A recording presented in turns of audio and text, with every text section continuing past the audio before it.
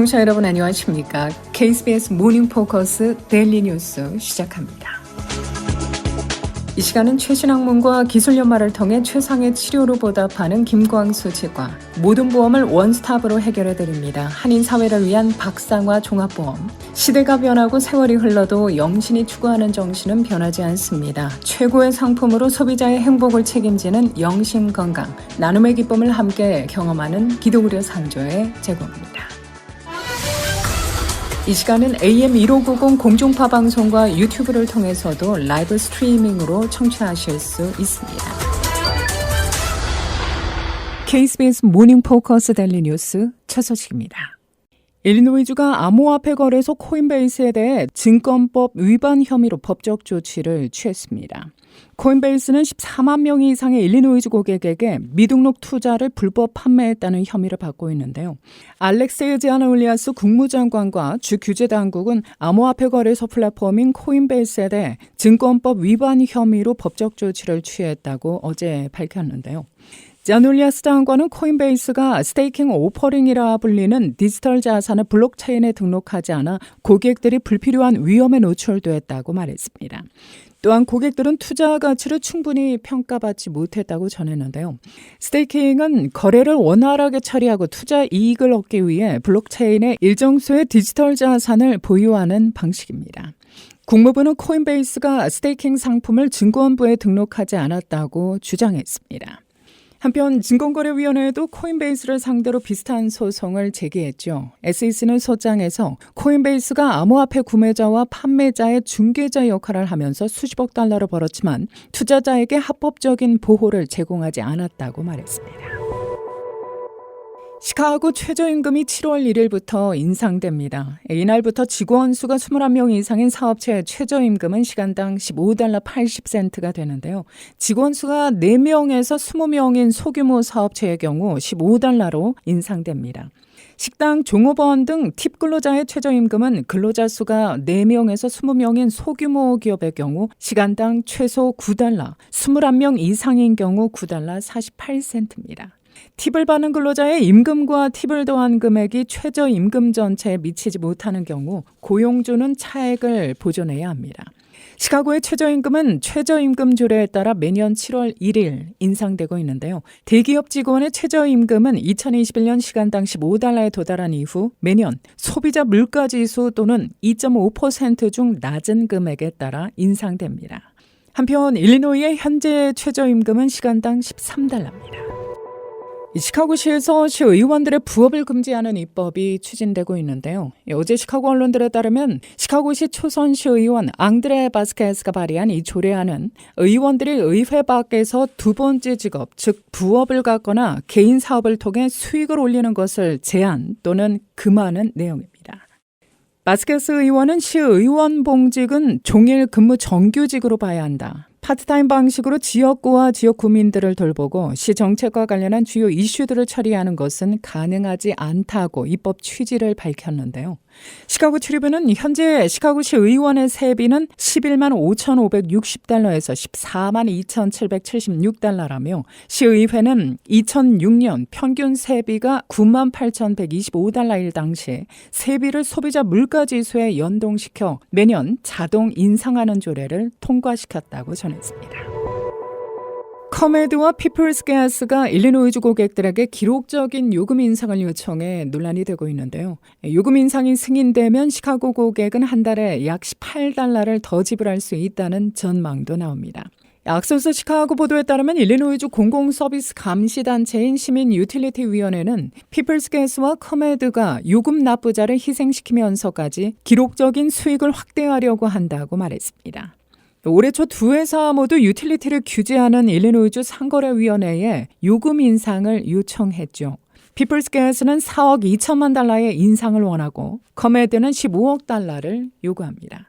이에 대해 시민유틸리티위원회는 두 회사의 요금 인상안을 최대 60% 삭감해달라고 청원했습니다.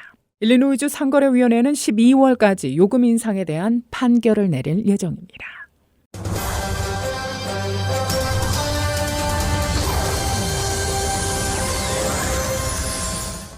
1978년 개국 이래 시카고 지역사회와 함께해온 시카고 유일의 공중파 라디오 방송인 기독교 방송이 맡겨진 사명인 복음 전파 외 지역 동포사회를 위한 프로그램 개편과 방송시간 확장을 추진 중입니다.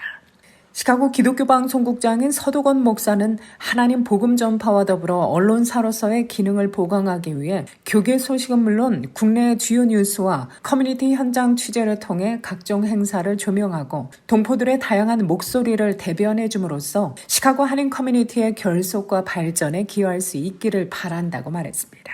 서도건 목사입니다. 미국의 3대 도시인 시카고의 유일한 공중파 라디오 방송으로서의 책임과 사명을 자각하고 교민들을 위한 선교적 접근 방법을 마련하고 방송을 개편하기로 했습니다. 기독교 방송의 뉴스가 사실 기독교계의 제한이 되어 있거나 아주 짧은 시간에 헤드라인만 보내드리는데 교포들과 좀 더 가까이 또 교교가 좀 더 가까이 가서 취재를 통해서 커뮤니티의 소식들을 서로 나눌 수 있도록 저희들이 이 시간을 마련했습니다. 이를 위해 지난 1일부터 기존 7시와 8시 30분 두 차례 방송되던 KBS 헤드라인 뉴스 시간을 8시 40분으로 통합해 모닝포커스 데일리 뉴스로 변경 운영 중인 기독교 방송은 청취자들의 요청에 부응해 추후 방송 시간을 연장하고 정오부터 종합 뉴스를 추가 편성해 교계뿐 아니라 동포사회 모든 유관 기관과의 협력 체제 구축을 통해 보다 다채롭고 유익한 프로그램을 제공해 드릴 수 있도록 할 방침입니다. 이라고 전했습니다. KBS 총무이사이자 현 교회협의회 부회장을 맡고 있는 김영문 목사는 힘든 팬데믹 시기 침체된 환경 속에서도 동포사회 한 분 한 분을 신실하게 지켜주신 하나님께 영광과 감사를 드리며 앞으로도 이 새로운 변화에 발맞춰 시카고 지역의 복음 전파와 다양한 정보 전달, 나아가 동포사회와 선교적 사역의 징검다리 역할을 잘 감당할 수 있도록 교회협의회와 교역자회 등 모든 선교기관 단체가 더불어 그 역할을 함께해야 할 것이라고 강조했습니다. 김영문 이사입니다. 팬데믹을 거쳐서 많은 교회들이 유축된 건 사실입니다. 힘들고 어렵고 사실 이제 모든 교회를 어떻게 하면 더 영적으로 새롭게 붕괴할 수 있도록 무엇보다도 이 방송국과 연합을 해서 협력을 잘 해야 됩니다. 어떻게 하면 새로운 정보 또 새로운 어떤 변화에 발맞춰서 나갈 수 있도록 동포사회에 있는 여러 유관 기관들과 저희들이 그 하나가 돼서 기관에서 하는 일들을 저희가 알려드리고 사실 저희들에게 이제 필요한 거는 자금이에요. 운영 자금. 그 좀 지원도 좀 더 받을 수 있고 아까 이제 시간 늘리는 이야기도 잠깐 했습니다만은 그때 이제 필요한 거는 펀드예요. 자금. 동포사회에서 저희들을 좀 지원해 주시면 저희가 좀 더 과감하게 또 더 자신 있게 시간을 더 많이 늘려갈 수 있도록 그렇게 하겠습니다. 한편 올해로 개국 45주년을 맞은 기독교 방송은 지난 4월 말 연례 공개 선교 헌금 특별 생방송을 은혜 가운데 마쳤으며 모든 후원금은 복음 전파와 커뮤니티 서비스를 위한 더 나은 컨텐츠 개발과 방송 설비의 현대화, 방송 시간 확장 등을 위해 쓸 것이며 헌금 내역은 KBS를 포함한 각 언론 광고를 통해 게재한다는 계획입니다. 그 마지막 숫자는 아직 안 나왔어요. 대략 보면 작년이나 재작년보다 참여한 사람의 숫자가 적지 않다는 거지요. 그 인커리지가 되고 저희들이 목표한 금액을 아마 거의 달성한 것 같아요. 이 자리를 빌어서 먼저 감사드리고 저희 기독교 방송 많이 청취해 주시고 또 후원해 주시고 이렇게 해 주시기를 바랍니다. 이 시카고 지역의 유일한 언론단체 라디오 기독교 방송국은 대단히 중요하거든요. 그래서 여기에 모든 교회들이 일단은 참여하고 협력을 해줘야 돼요. 실제적으로 이 선교에 영향력을 줄 수 있는 또 말씀과 또 찬양과 지역 커뮤니티에 여러 소식들이 다 나가잖아요. 그래서 질적으로 더 높이기 위해서 많은 사람들이 교회가 성도들이 적극적으로 후원하고 협력해주면 고맙고 또 그렇게 해야 되지 않겠는가 생각이 되어집니다.